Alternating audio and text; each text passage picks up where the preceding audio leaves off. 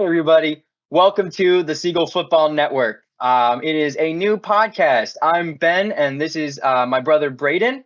We're super excited to kind of start on this. A little bit about us. So we're just, two football fans. We absolutely love watching the sport. We like playing it on occasion. And our favorite thing is to talk about it. We can talk all the time about it. So, we'd love to kind of share our passion with you guys and kind of show what we love and why we love it. So this is our draft special episode. We want to kind of talk about the draft because obviously we've got the first round coming up tomorrow. So that's going to be super exciting for us. But first, I kind of want to open with some news around the league, and I'm going to let Braden lead on that. Yeah, absolutely. So first up, just about an hour and a half ago, news broke that both T. Higgins and Trey Hendrickson are requesting trades from the Bengals. T. Higgins, less of a surprise. He hasn't had contract talks in over a year. He had already kind of tossed around the idea of a trade, requested a trade, got franchise tagged. But Trey Hendrickson is a much bigger deal, I think. So Ben, what are your thoughts on that?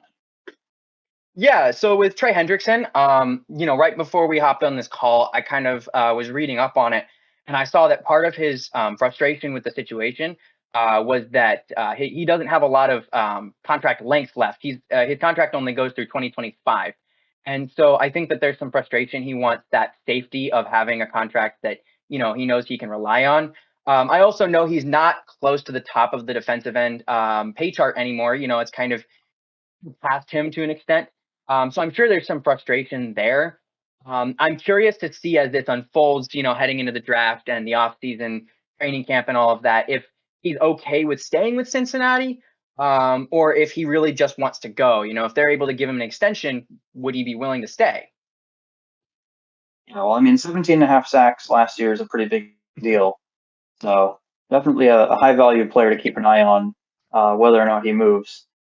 And then T. Higgins, unfortunately, it's going to be difficult to pay him and Jamar Chase with the wide receiver market the way it is. With all the big contracts for young wide receivers, Jalen Waddle, Justin Jefferson, they still don't have extensions. Deebo Samuel, another young wide receiver who might need extension soon. Brandon Ayuk. There's a lot of big names out there. That market's just going to keep climbing.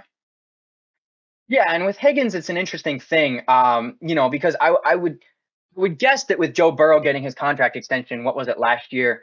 I would think that Cincinnati's going to take a little bit more of a frugal approach toward their offense specifically, but probably their whole team. If you look at how the Chiefs handled Patrick Mahomes and then their team subsequently, they've gone a lot cheaper at a lot of other positions since then. Their receivers are all making significantly less than Tyreek Hill was that year that they gave Mahomes the extension. And so I would assume that that's part of it is they're looking at it as we've got Jamar Chase, we've got Joe Burrow, even Hendrickson potentially. They've got a lot of mouths to feed. And maybe they're deciding that despite T. Higgins' production, they need to move on so that they can be more affordable. For sure. Speaking of Jamar Chase, it was reported today that his fifth-year option was picked up by the Bengals. Mhm.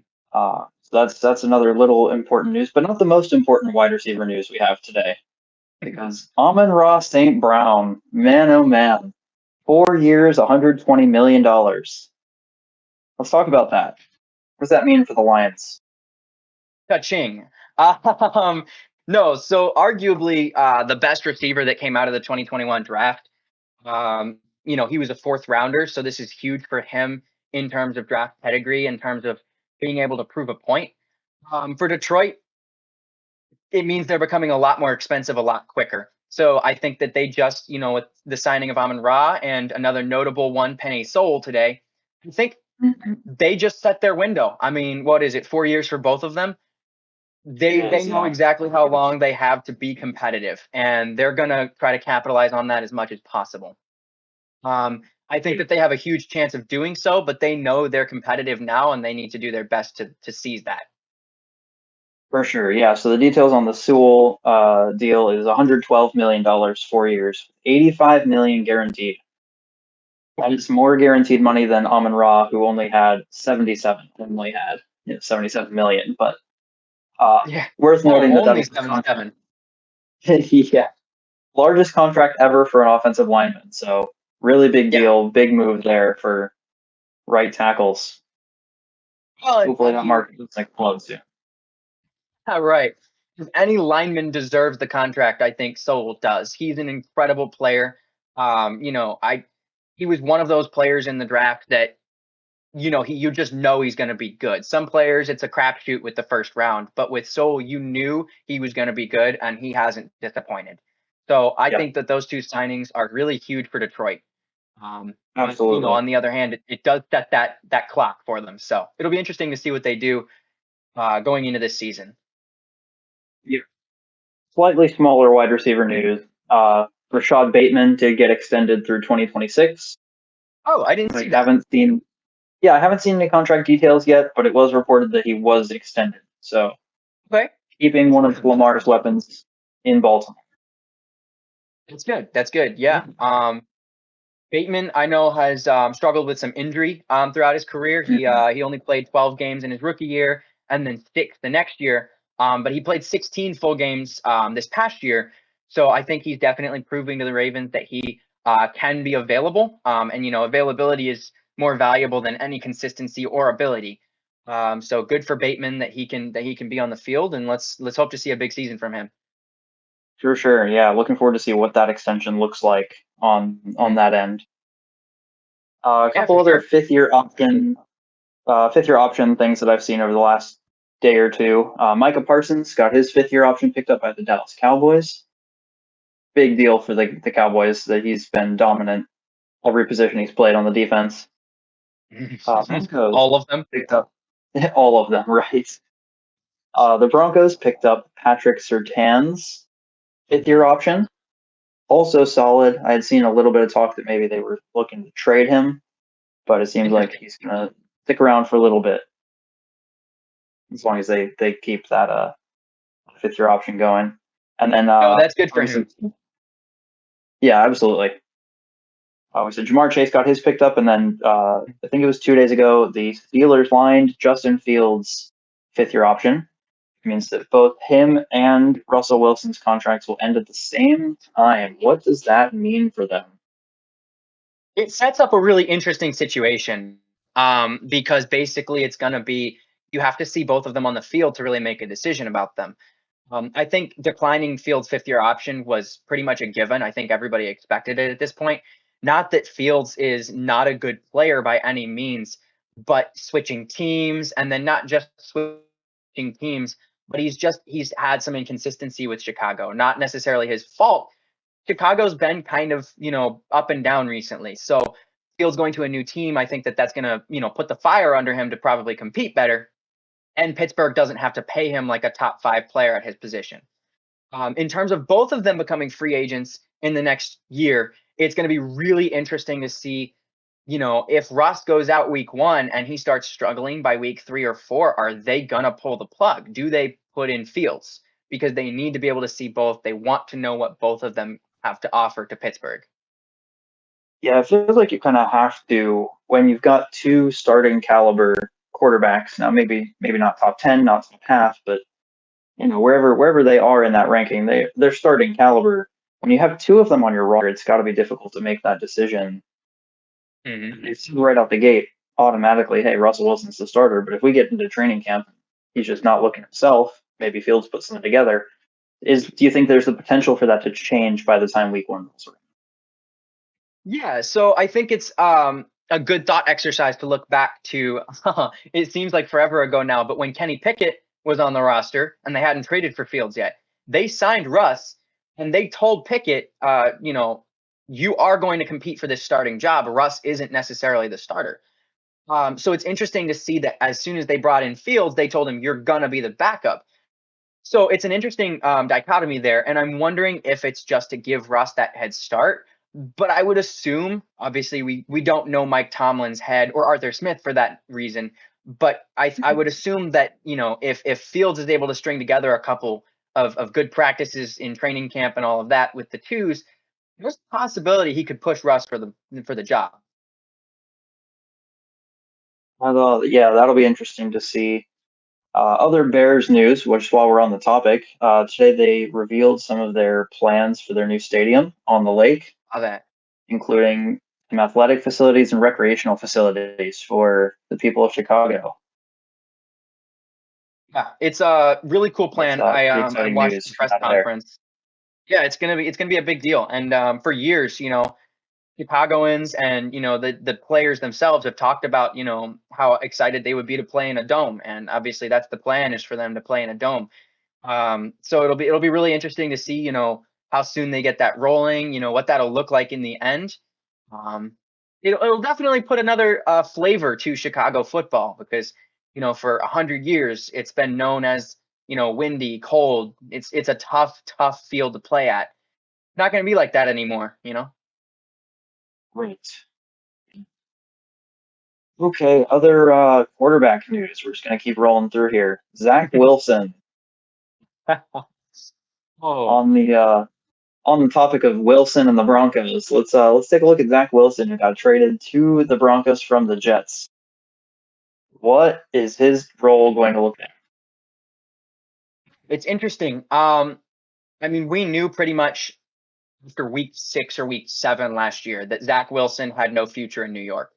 Um, I will argue that it's almost just as much the Jets' fault as it is Wilson's. I think Wilson is an incredibly talented player. I mean, just insane. His arm is incredible. He's got incredible mobility. Really smart kid. But I think New York was in a rough situation. Trying to bring in Aaron Rodgers to, kind of mentor him, help Wilson become that starter that they saw at number 2 overall in 2021. Obviously, Rodgers went down with the Achilles heel tear. Four plays into the game, 3 plays into the game. So Wilson was shoved back into that starting role, and he was really never given that chance to develop and see it from the sideline. So him moving to Denver, I think, is a good move for both New York and Zach Wilson because it allows Wilson, new scenery, a new team, a new offense, and it allows New York to kind of move into this new era of Aaron Rodgers' focus. I think for New York, I'd be curious to see if they maybe take a flyer on a quarterback, second, third, fourth round. Maybe somebody they like. Michael Pratt out of Tulane is somebody that I think is a decent fit for that offense over there. Potentially Spencer Rattler. He was a potential number 1 overall candidate a couple of years back. And so I could see Aaron Rodgers liking his talent and wanting to bring somebody like that under his wing. For Zach Wilson, in terms of the Broncos, I think he's really going to be given a chance to compete there. The other quarterback on their roster right now is Jarrett Stidham, who I read Sean Payton was really high on last year. So, it'll be interesting to see if we go into training camp with a Jarrett Stidham, Zach Wilson competition over there, right? Hey, you can't leave out Ben DiNucci. I forgot he was over there. Yeah, it'll be pretty great triple competition there. And it'll be really interesting because I think with Sean Payton's offense, I think all 3 of them will have a decent chance to perform there. Be your Patrick Mahomes or your Josh Allen? Probably not. But I think that Wilson's got a good chance to learn. Stidham's got a good chance to develop. And, from there, we'll see what happens. Yeah. All right, moving on to the next piece of news here. Andy Reid and the Chiefs. Chiefs just extended Andy Reid and Brett Veach until 2029. That's a pretty big deal for this Chiefs dynasty that has been terrorizing the rest of the NFL for the last couple of years. Yeah. Yeah. I don't remember exactly what it was that I read, but Andy Reid, by the time he's out of this contract, is going to be like mid to late 70s. I mean, he is sold on the Chiefs dynasty. It'll be really interesting to see, what's that 5, 6 more years you said of contract. So how many Super Bowls can they turn that into is the question I immediately ask. Yes, I think the answer is just yes, all of Well, them. they've been to 4 out of 5 in the last 5 years, and they've won, what is it, 3 of the last 4 that they were in? I mean, nothing like that ever in NFL history. I mean, the Patriots were good, but they didn't win that many in that little time. Not in that kind of density. Yeah. No, not at all.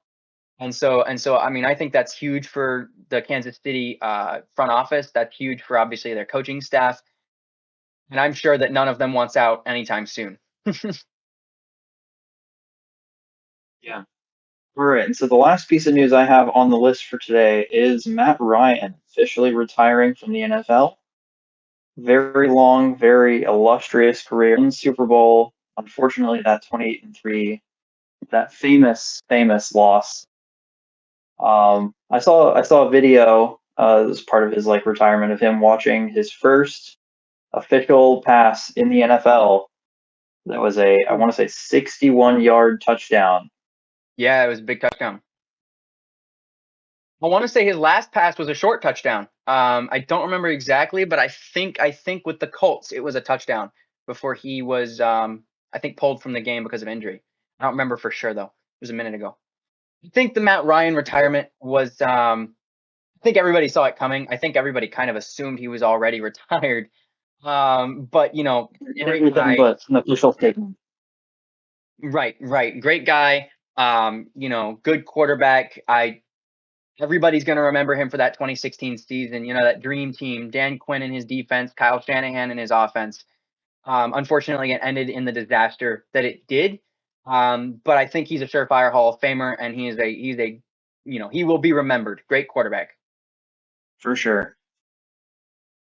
All right. So with that said, let's jump into some draft talk. That happening tomorrow night. Do you have a mock draft you wanna share? You wanna discuss some of the first round here? Yeah. So, I mean, this is one of the weirdest drafts I've seen, just because of what could happen at the top. I think uh, there's been a lot of talk about a lot of different teams trading up and moving around and all of that. I think that the exact opposite is going to happen. I think that we're going to see, I think, a couple moves at the top, maybe a couple moves at the bottom. But I think because of how many people are going to be trying to move around, I think that we might be pretty steady all around. I'm super excited for the draft. It's gonna be really great to see these QBs go early again. I'm always a big QB guy. I like to see them play. I like to see them. I like to see where they go and who they go to. I feel like the draft is situation rather than position, right? And so it's always interesting to see who's drafting at the top. And with that, we'll start with Chicago. I think Chicago is probably one of the best teams to pick number one overall in a really, really long time. Obviously Carolina made that huge trade, that fateful trade last year to select Bryce Young first overall. I think it'll end up working out for them, obviously, but currently it didn't work out so good. So that puts Chicago in perfect position to take their QB of the future. So at number one overall, my selection was Caleb Williams, USC. Don't tell me you took Spencer Rattler or anybody like that, right? Who'd you take? No, I actually grabbed him a running back. No, I'm kidding. Caleb Williams is the obvious choice here. He is the only choice at this point. He's been the number one pick for 2 years straight now, Yeah. as far as consensus and who everybody knows is going. So Caleb Williams, Keenan Allen already gave up number 13, so it'd be a shame if he didn't go there. Yep. Yeah. Keenan Allen is not wearing 13 with Chicago, so obviously somebody is, and it's not going to be a running back. I was watching some Caleb Williams film to just refresh myself the other night because I feel like when I watch quarterbacks, I watch a lot of them and I kind of get bogged down and I forget exactly how good those top QBs are. And so I went back and watched him, and it's just every single time I watch him, it's just different. There are good QBs at the top. You got Jaden Daniels, you got JJ, Drake May. They're really good guys. Caleb is something different. I mean, throws it like nobody else. His off platform is insane. It's a bold thing, and I hate to give comps to you know good players in the NFL right now just because the expectations. But when I watch him, I see one player, and it's Patrick Mahomes. It's insane how good he is with those off schedule plays, the ability to make time in the pocket where there isn't. Just the little motions, the little movements. He throws stuff completely weird angles just because he can. He just throws it like Patrick, and it's insane to watch. And I think given the right development, it could be that for Chicago, and that'll be a good thing. I've seen some really awesome highlights of him just on the sideline, being chased out and just bombs it down the field, pinpoint pass, like pretty impressive. Especially in the off schedule, off platform, he does a really really good job with those kinds of plays. Yeah, and obviously with the 2017 draft, if we're going to talk about it, if Chicago had taken Patrick then, Mahomes wouldn't be who he was, right? And so it's all about situation. And so the question is, can Chicago turn Caleb Williams into Patrick Mahomes? Can they make him the quarterback that will win Super Bowls, or will he end up being, any other quarterback? The first round is such a 50-50. And so it'll be really interesting to see what Shane Waldron can do with him. So who do you have at Yeah. number two? Oh yeah, number two, I have Washington taking Drake May, quarterback out of North Carolina. Oh, interesting. Yeah, so I think he's pretty much consensus 2 or 3 quarterback. I will respond with Jaden Daniels out of LSU at number two. Go ahead and talk me through Oh, your all right. process with Drake May. I'm going to be honest, I'm not super familiar with this draft class, unfortunately. Oh, Everything I've seen Drake May rated above Jaden Daniels. And the order I typically see them being drafted is Drake May at 2 and Daniels at 3, which is where I have mm-hmm. Daniels. I know you're more familiar. What's your thought process through here? Yeah. So my comparison to the two, I think, in a lot of people's eyes, Drake May is consensus number two. I think Jaden Daniels, I like him more personally. I like watching him. Just what kind of quarterbacks I look for.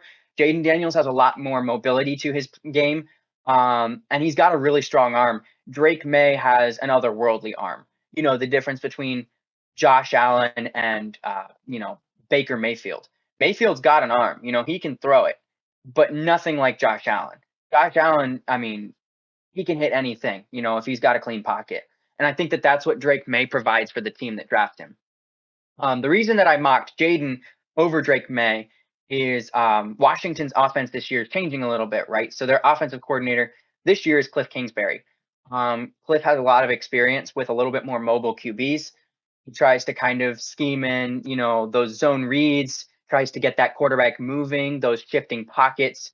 And then a lot of his plays are RPOs, those quick short reads. And I think Jaden Daniels, something that he wasn't necessarily great at in college, is being able to read a full field. I think LSU gave him a lot of half field reads, and that was great for him because he was able to just get the ball out. I think that Cliff's offense is going to help him kind of assimilate to the NFL a lot better. So I think that he fits Cliff Kingsbury pretty well in that sense, and so that's why I mocked him there. It makes a lot of sense, actually. Yeah. Mhm. The quick, more mobile quarterback does make more sense. And I honestly forgot Barry was even with the Commanders at this point. I I thought he was sometimes question on it, vacation but in Thailand. yeah, he actually was in USC last year. He coached Caleb Williams. So yeah, That's right. but I could see Washington taking Drake May. I think May has a little less starting experience, but I think he's got a higher ceiling in terms of what he can become. There were some throws from him, just given the offense that he was playing in North Carolina.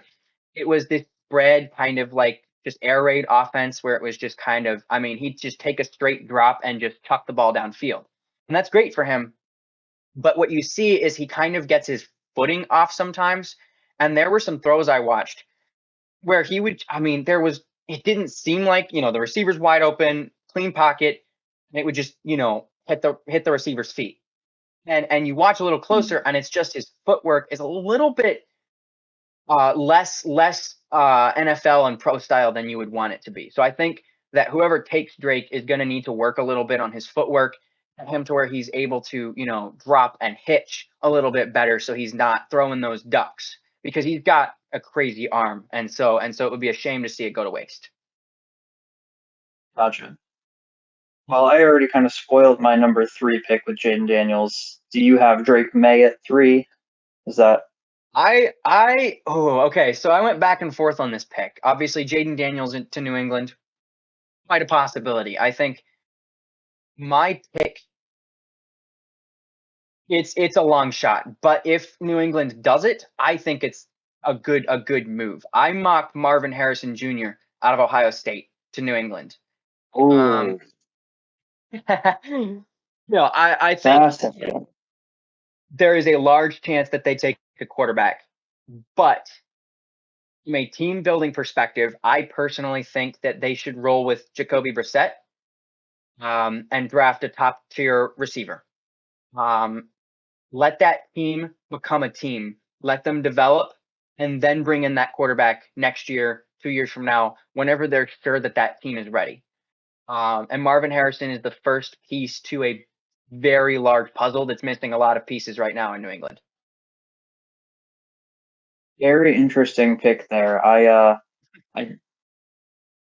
I'm not sure I agree. Like I understand where you're coming from, but they need to start building a team.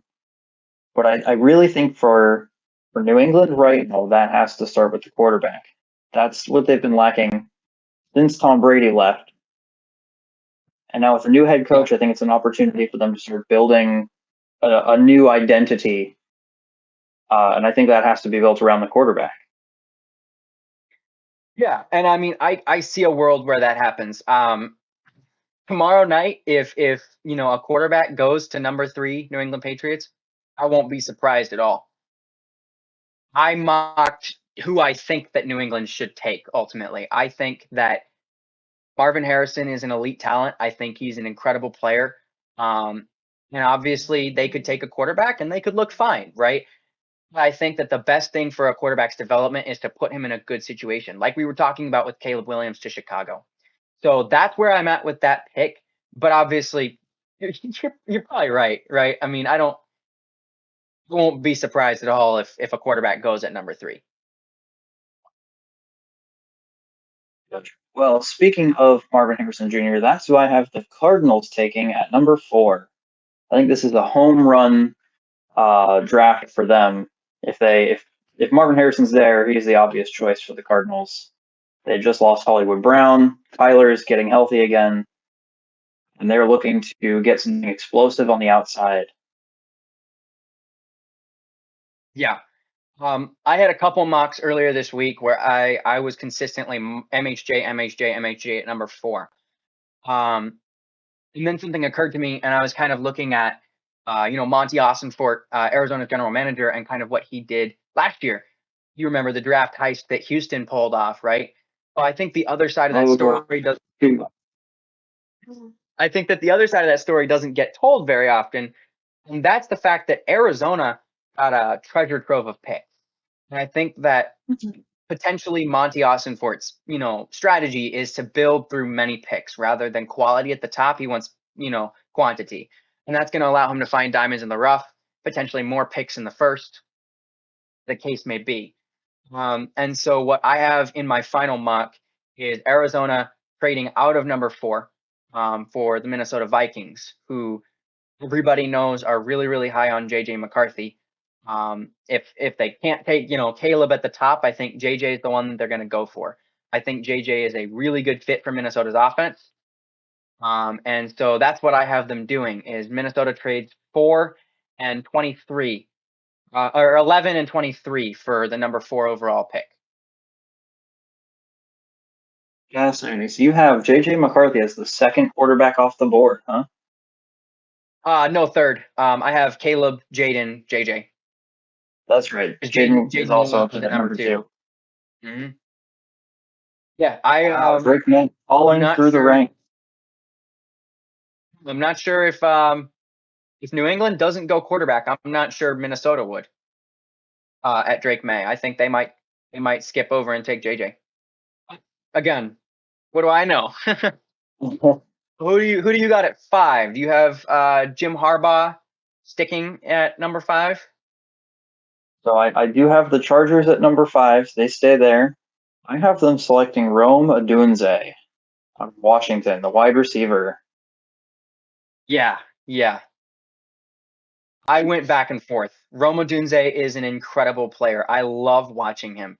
I mean, he's huge. He's got vices for hands. I mean, he does not drop the ball. 50-50 His route ball running is is more so like good. a yeah, oh yeah. 50-50 ball is more like a 70-30, 80-20 around him. I mean, he's got him every single time. I love Roma Dunze as a player. I went back and forth on this pick. And I'm not sure if this is right again because I'm just thinking, what teams need versus what could really be a good pick for them versus, you know, when I think about who Jim Harbaugh is as a player or as a coach, and when they bring in Greg Roman, right, as their offensive coordinator, I think they're going to be very run heavy. They're going to be, those power plays up the middle. They're going to be really focused on that offensive line and building around that.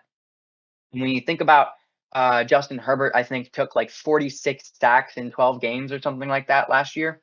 It was not a pretty number. When you think about that number of sacks, I think that Harbaugh might be content to wait in this really strong receiver class. Maybe take his old kid from Michigan, Roman Wilson, and instead he takes Joe Alt out of Notre Dame at number 5.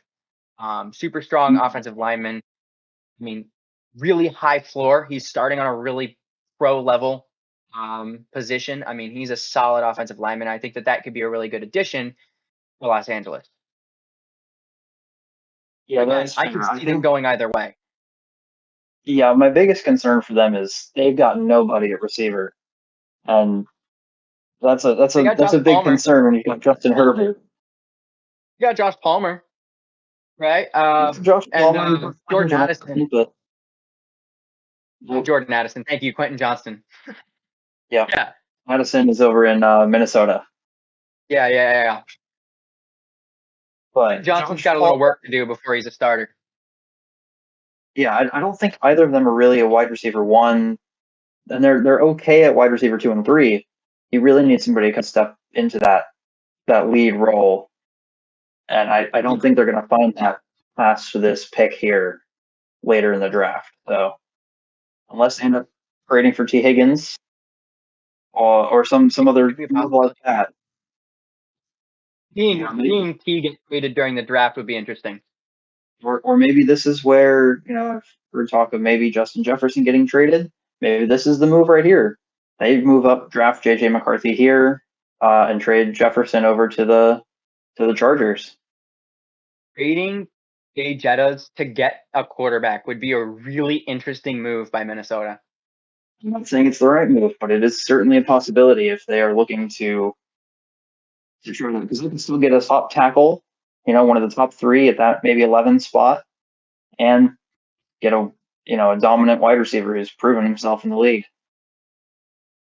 Yeah, and this is a really strong receiver class. So I could see it happening where maybe they're comfortable taking a receiver later in the draft. There's a couple receivers that I didn't mock in the first round at all, but I think deserve a first round draft pick. In any other draft, they'd be in the first round.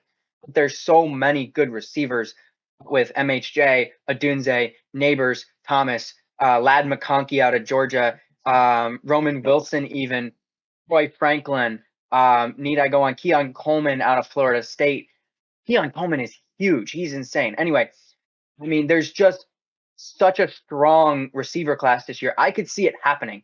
Um, and that's what I meant by this draft being so strange is there's just so much that we can't answer at all.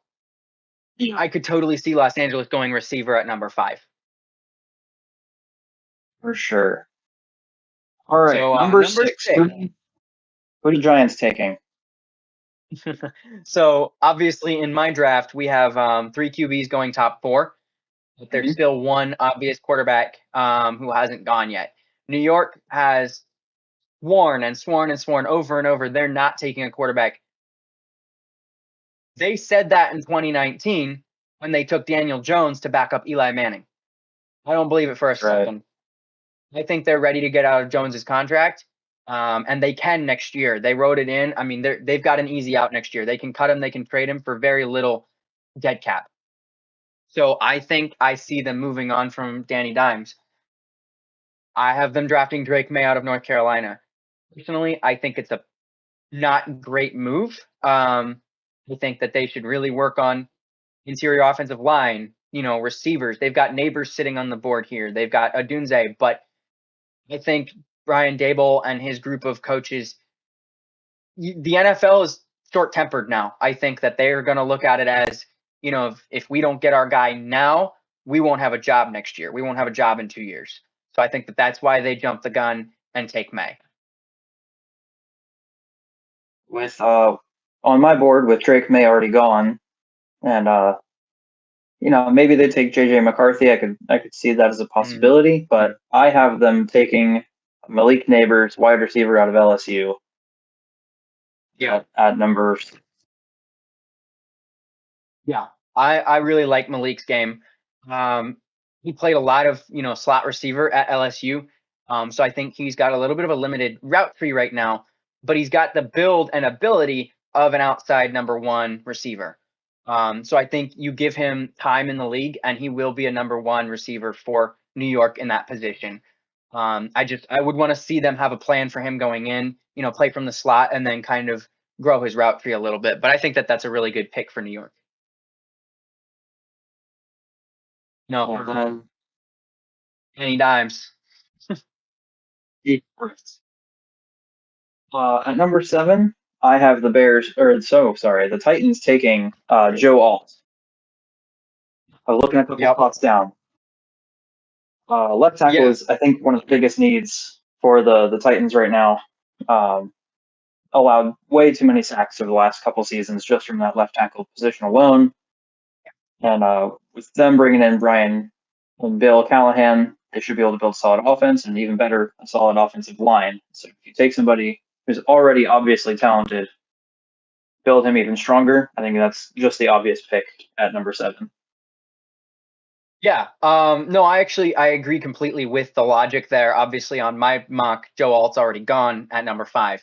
But I think I think the coaching staff currently likes Will Levis.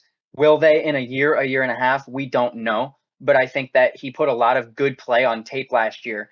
And I think that they've seen that and they want to give him that opportunity to shine. He can't shine with an offensive line that's 5 turnstiles in front of him, right? He needs players who are willing to block and who are good at it. So obviously, I have them also taking a tackle, but I have them taking Will Levis's former teammate Olu Fashanu out of Penn State. I'm a huge fan of Olu Fashanu. He put on some good numbers at the combine or at his pro day, and he, I think, has a higher ceiling than any other tackle in this draft, except for potentially Troy Fautanu out of Washington. But he's starting a little lower than Joe Alt. I think he's going to need some more time to learn. But if anybody can do it, the Callahans can, right? I'm confident in that. So we're on the same page though with Tennessee's needs. Absolutely. If Joe Alt is already gone, I can definitely see Fashanu as the pick there. I'd almost say, if not for the fact that the Jets are sitting right underneath pretty much where the Titans are, I'd almost say they could try to trade down, but there's just a little bit too much risk that they lose Fashanu as well to either the Jets or the Raiders if they try to trade down. We're jumping the gun a little bit, but I am interested to see what the Jets do because I'm assuming you took a tackle there. I thought about it. I did a couple times, but I know that they signed a couple in free agency, right? I think Morgan Moses, and then gosh, what's his name?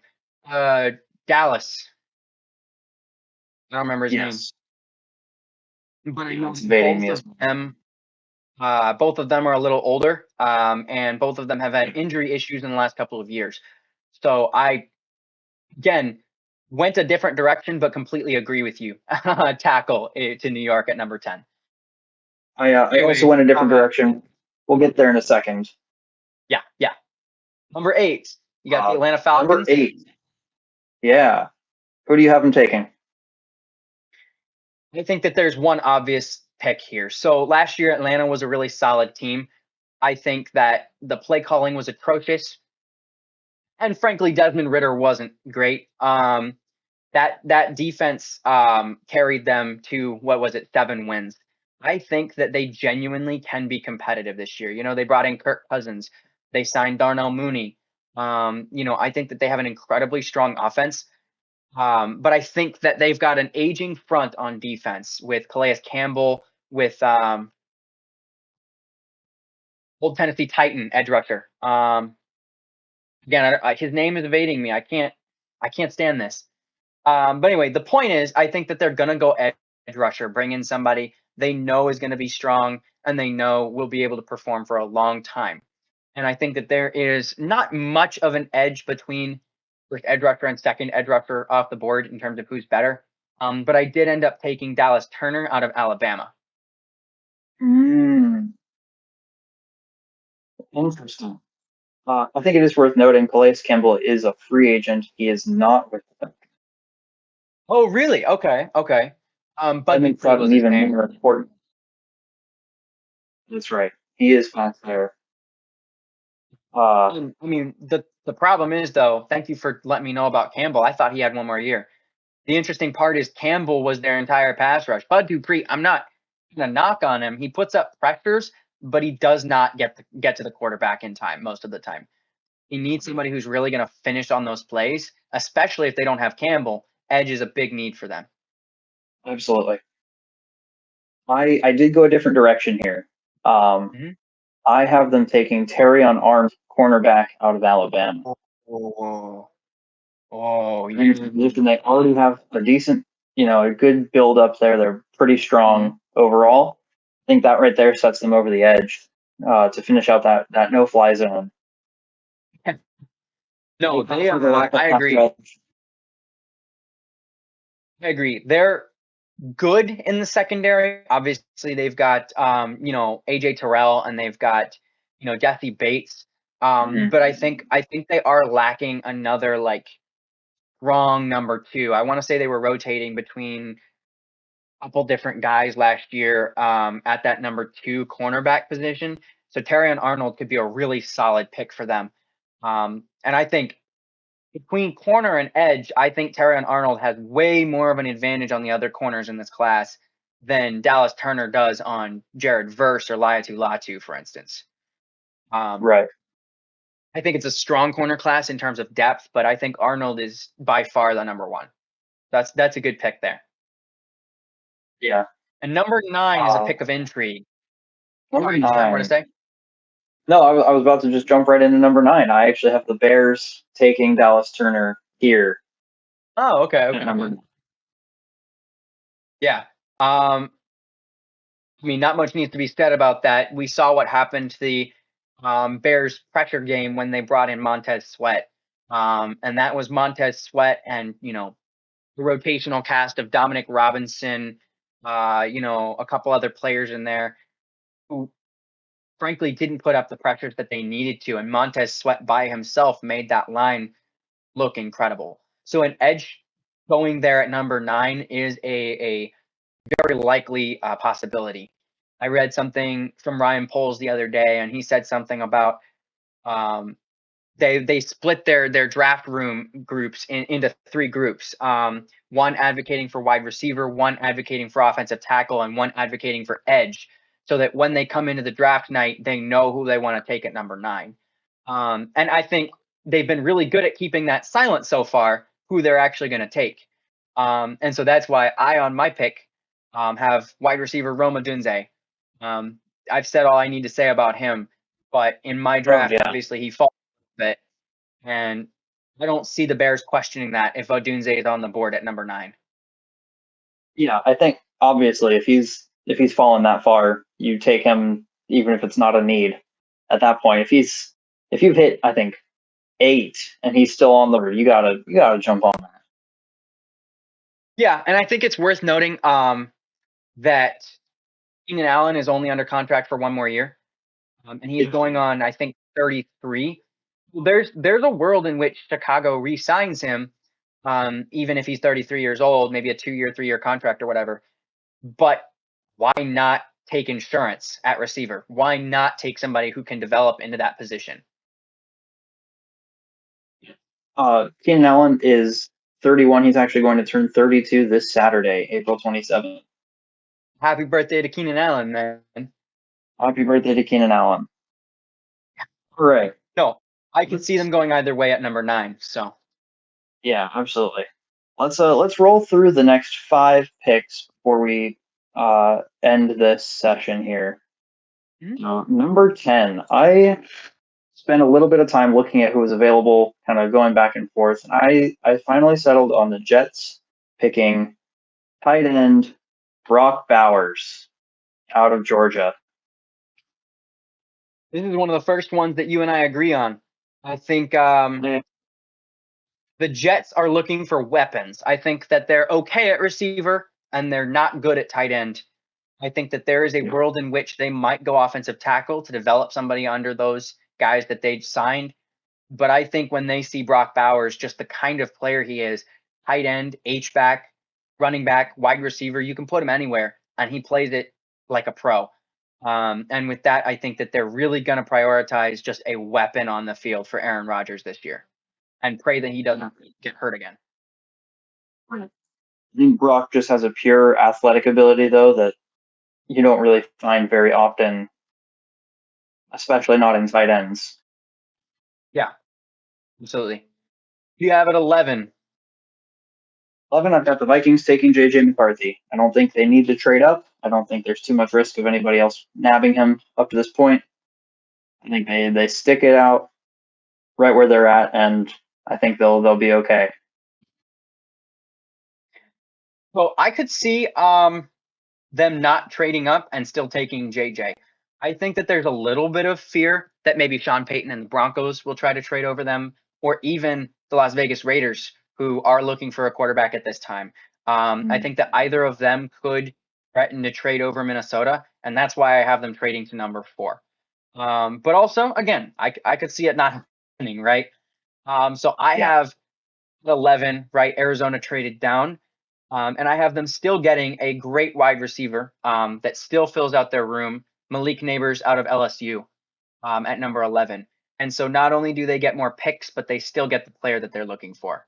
So You can certainly see that happening. Do I think Neighbors is as good as MHJ? No, not even a little bit.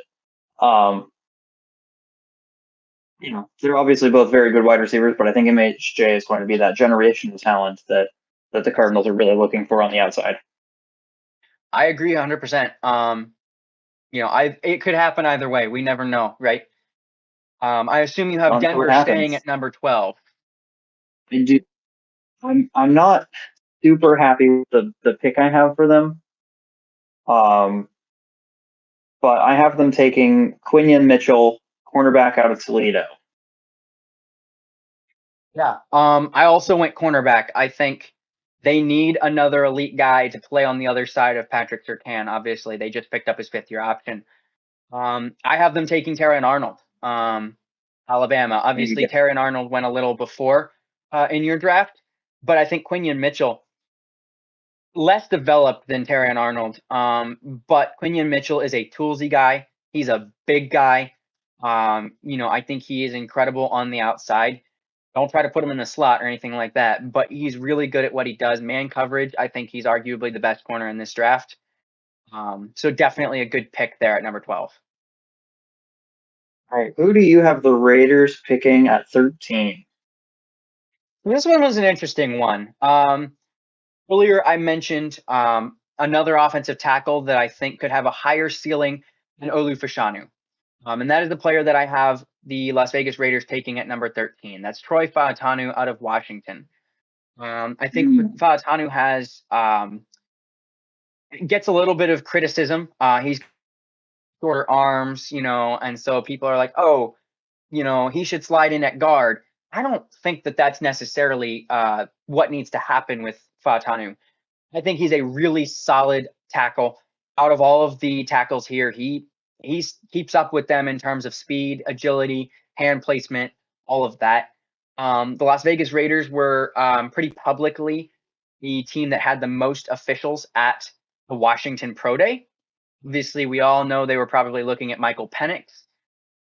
Maybe they were looking at Fautanu as well. And I think that they could definitely use offensive line help. They haven't had any, frankly, in the last couple of years. So that's where I have them going. So I have the Raiders selecting Olu Fashanu. Again, just going to that tackle position, trying to bolster that a little bit. And in my draft, he's still available at this point, so I think Right. he's the obvious next choice. Yeah. And I could see that happening. I think that Olu at 7 in my draft might be, a little bit of a reach in terms of what kind of player he is now.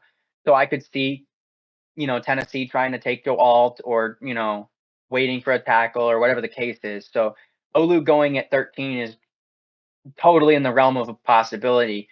And I think it's a good fit for Las Vegas. Hey everybody, we had a little bit of an audio issue, so we have a new user who has joined the chat, and that's how we're gonna do this for Braden from now on.